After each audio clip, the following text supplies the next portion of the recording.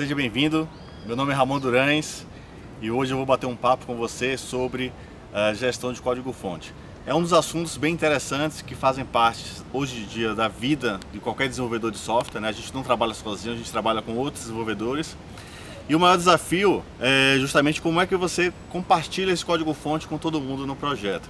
Então, se você não passou por isso, você vai viver sobre isso, sobre esse cenário em algum momento do seu ciclo de trabalho profissional. Na prática, qual desenvolvedor hoje que não gosta de café, né? Então eu trouxe algumas sementes de café aqui, até para você conhecer, se você não conhece, né? Então o café que você toma para dar aquele speed vem daqui dessa sementinha, ela é torrada.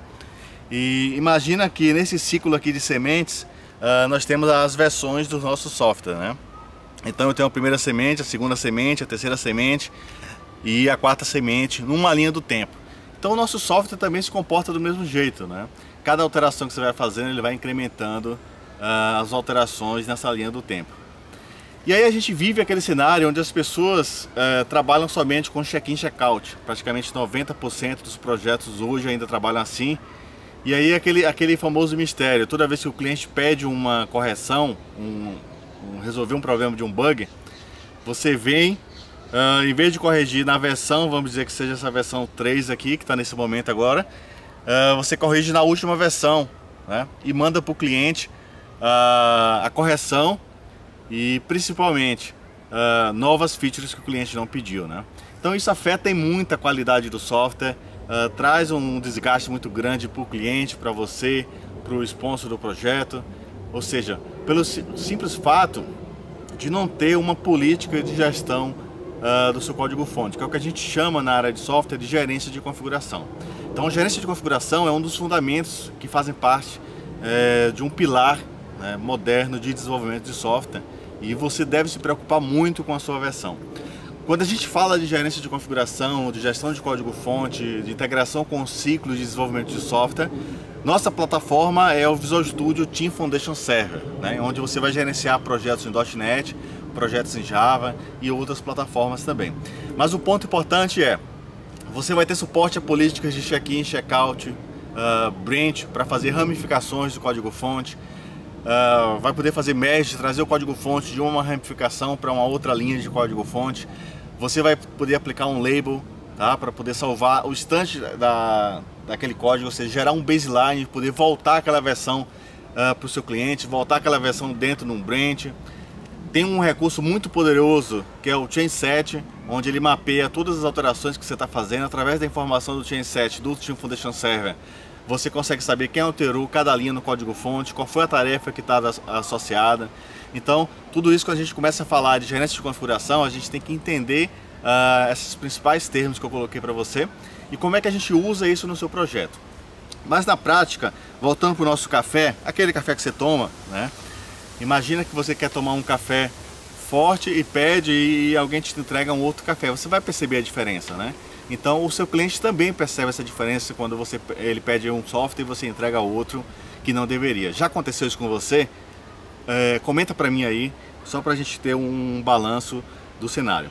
Olha para cá de novo. Então eu tenho as versões aqui do meu café, que é as versões do nosso software, né, na nossa timeline, nossa main. Eu preciso fazer uma alteração, uma correção aqui na versão 3. Então na prática a gente vai abrir uma ramificação aqui nessa versão 3, tá? É isso que a gente está fazendo agora. E dentro desse branch nós vamos fazer uma alteração, que é essa alteração onde nós vamos corrigir um bug aqui na nossa linha de desenvolvimento. Assim, dessa forma muito simples. E aí o que acontece? Quando você for mandar para o seu cliente, você tem que mandar somente a versão que ele está rodando com a correção, que é para ele receber justamente aquela correção e não um pacote de features completo. Então você está aqui dentro desse bench, você vai mandar para o cliente essa versão e, se necessário, você pode fazer o que a gente chama de merge. Você vai promover essa versão, tá? Propagando as alterações em outras versões que você achar necessário. Isso é um trabalho do dia a dia de gerência de configuração, onde você vai fazer essa propagação dessa atualização se necessário. No Team Foundation Server a gente tem um recurso fantástico, que é o track, um track de Chainset, para saber onde está aquela alteração. Então, dessa forma que você está vendo aqui, onde esses pontos vermelhos estão indicando as alterações, a gente também consegue visualizar isso no Team Foundation Server. Então, a ideia de nossa plataforma de ALM é justamente trazer para você um cenário moderno de desenvolvimento do software, indo além do controle simplesmente de check-in e check-out. Então, é muito importante você, como desenvolvedor, entender que você pode estar trabalhando em versões diferentes do seu software. Principalmente a gente está falando hoje numa visão muito ágil, onde a gente vai ter possivelmente vários sprints simultâneos trabalhando em uma nova versão, e você pode fazer uma entrega de um sprint de um time que já concluiu, e precisa ter essa garantia dessa entrega e depois propagar essa alteração que você está fazendo naquela outra versão que não tem essa alteração. Então, quando a gente pega uma versão que está dentro de um branch e traz para dentro de uma outra linha de desenvolvimento, a gente faz o merge. Então a gente consegue juntar essas alterações e você consegue ter um tracker de onde está vindo aquele código, qual é o código que está atualizado, que não está atualizado. Então esse é um assunto muito legal de ser discutido.